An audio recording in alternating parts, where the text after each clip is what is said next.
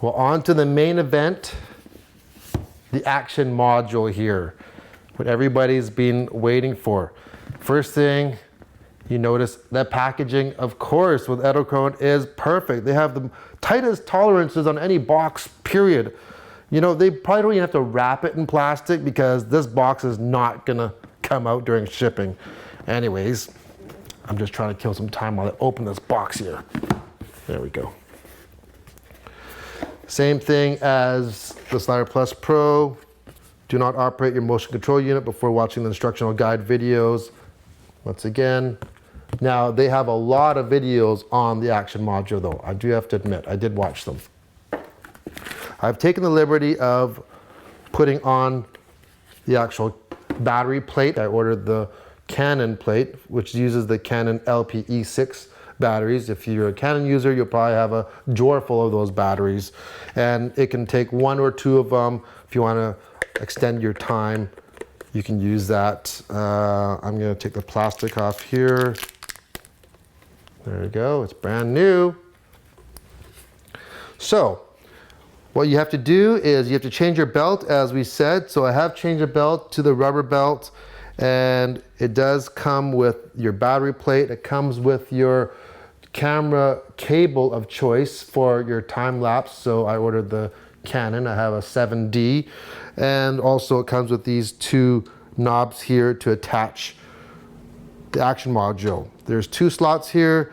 You just slide that there, tighten it up,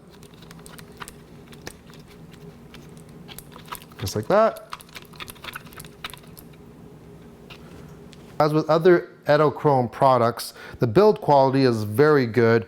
This almost looks like machined aluminum, but I think it's kind of like almost it's like a Delron plastic or something like that, and it's got a nice kind of a glossy matte finish to it.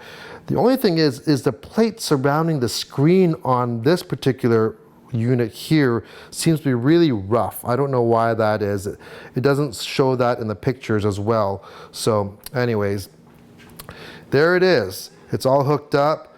Nice thing about the Action Module is that it is fully self-contained. This one box that we put on the end is it. There's no brackets to install, no pulleys, no external battery pack that's you have a cable hanging down. This is it. It's as simple as, here is my motion control unit that I could have in my backpack right here. Yeah, I can use it without, or I can just attach it like this, and now we can do time lapse, we can do motion control. Just like that. The Action Module couldn't be simpler to use. It has one button, one little display here. It's easy to cycle through all the functions. I'm not going to go through every function. You can go to their website if you want to check out all the different things. I'm just going to show you how to do a real simple slide using the motion controller here. I'm going to hold the button down, and it says recording. I'm going to move it to where I want to go. Okay, I'm going to stop. I'm going to hit the button again. And that's it. Now, I can adjust the speed or the acceleration of that move anytime I want on the fly. But here's one thing that you might not be expecting.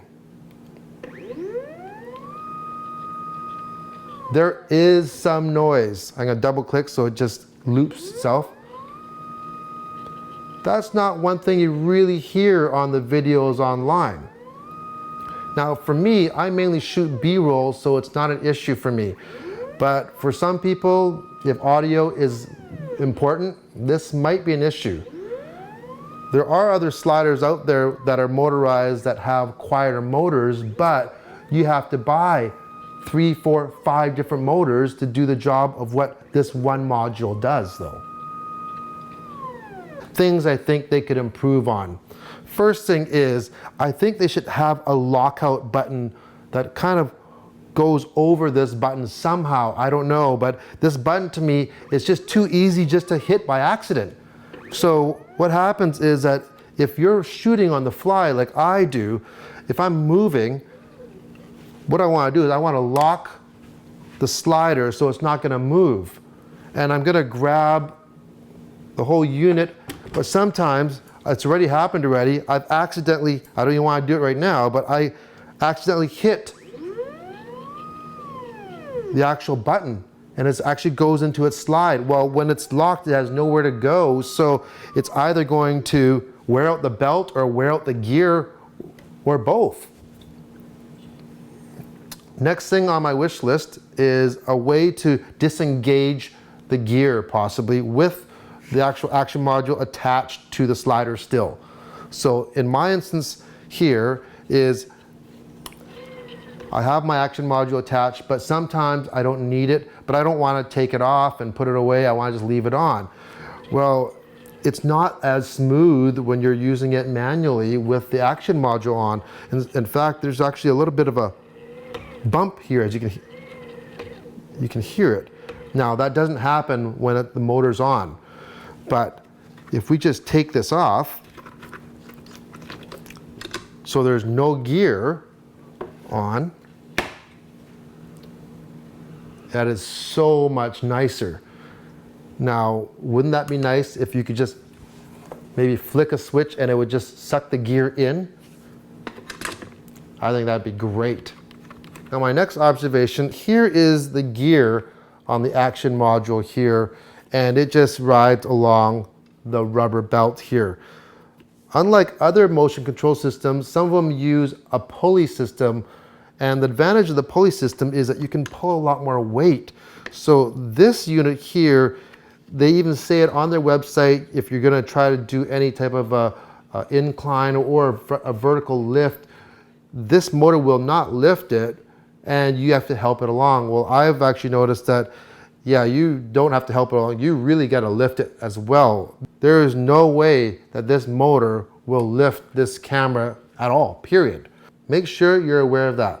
Now, after I've used this system for a couple weeks now, one thing I'd love to try out is their target module, which attaches on this side of it, and it goes like a tripod head, but it has a motor that pans your camera. So it centers your object as you're sliding, and that's going to be really, really cool. At the end of the day, life is about compromises, and you have to decide what works for you. I was looking for a motion control unit that was portable, something I could throw in my suitcase or my backpack and travel anywhere in the world and just add that little extra something to every one of my shots. So in my case, the compromise is worth it.